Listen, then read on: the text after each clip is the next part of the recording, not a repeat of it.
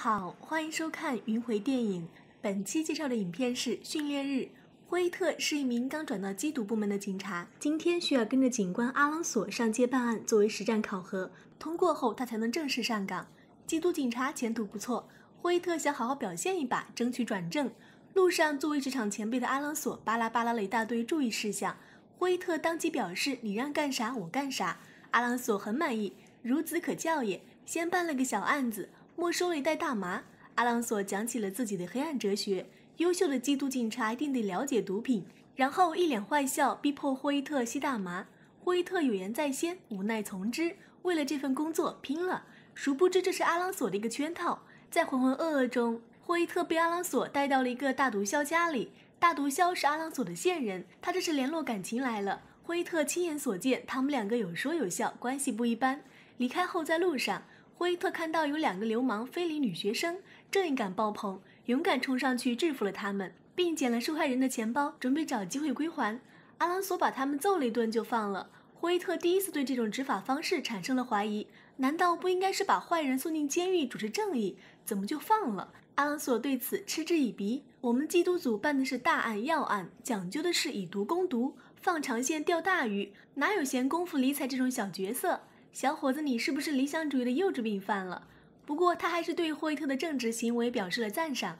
自己虽然是老油条了，刚出道的年轻人不都这样一腔热血，眼里揉不进沙子吗？接下来目睹了阿朗索用残酷手段逼迫毒贩招供，假借搜查名义闯入毒贩家中，顺走4万美元。看不惯的惠特再次提出了质疑：我们是警察，怎么能这样为所欲为？还讲不讲职业道德了？阿朗索自然有说辞对付他。对付这些人就得不择手段，不搞点钱哪里有办案经费？想打击犯罪就得学聪明点儿。惠特又被驳得哑口无言。在开会时，惠特了解到阿朗索捅了个大篓子，招惹了一帮狠人，被勒索100万美元。怎么搞这么大笔钱摆平这件事儿？阿朗索自有主意，他叫来了其他手下，闯入大毒枭家里，没收了其积蓄400万美元，对局里只上报缴获300万美元赃款。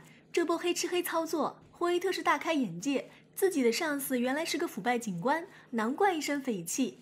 阿朗索要分惠特一份，拉他下水，惠特坚决不要，有才不发，被阿朗索的几个手下嘲笑虚伪。随后，阿朗索又让惠特干掉大毒枭，惠特以为是开玩笑，钱都收了还要杀人，上次你俩还称兄道弟好吧？阿朗索一枪就毙了大毒枭，伪造了作案现场，和手下统一了口径，把杀人扣到了惠特头上。惠特表示这个锅我不背，凭什么脏水泼我头上？气不过的他把枪对准了阿朗索。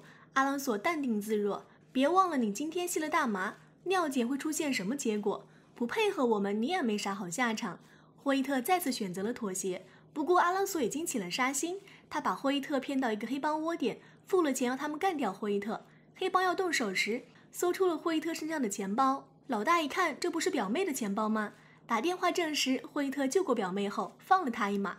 被阿朗索利用又灭口，惠特忍无可忍，找到阿朗索要他交出100万美元作为证据抓捕他。两人爆发激烈打斗，从房间打到了天台上。惠特不敌，被阿朗索狠狠揍了一顿。阿朗索驾车去交钱保命时，惠特如同打不死的小强般从房顶跳到车上继续战斗。阿朗索想甩掉惠特，却撞到了路边车上受伤，被惠特制服。惠特拿走钱当做证据，然后报了警。驾车逃离的阿朗索由于没按时交钱，被那帮狠人暗杀。一个腐败警察结束了自己的一生，正应了那句老话：正义或许会迟到，但绝不会缺席。惠特至始至终坚守底线，尤为可贵。好了，本期视频就到这里，谢谢观看。